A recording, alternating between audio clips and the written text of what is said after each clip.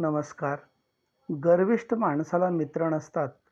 वैभवाच्या काळात तो कोणाला ओळखत नाही आणि म्हणूनच विपत्तीच्या काळात त्याला कोणीही ओळख देत नाही. मैत्री असावी कृष्ण-सुदामासारखी.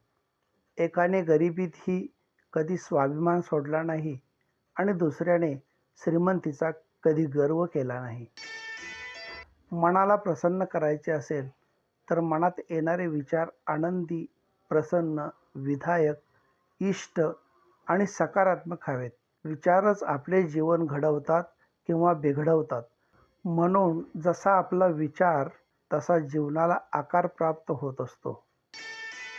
जर आपल्याला शोध घ्यायचा असेल तर आपली काळजी घेणाऱ्यांचा घ्या, भलं इच्छिणाऱ्यांचा घ्या.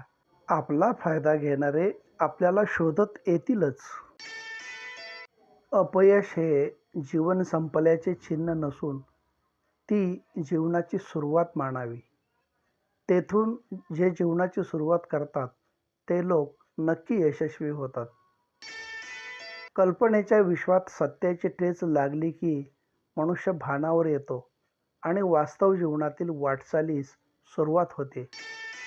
ही वाटचाल त्याला जीवनातील अंतिम सत्यापर्यंत पोहोचण्यासाठी मदत करते. अहंकार सत्य को स्वीकार नहीं करता और सत्य को जानने वाला अहंकार नहीं करता. धन्यवाद.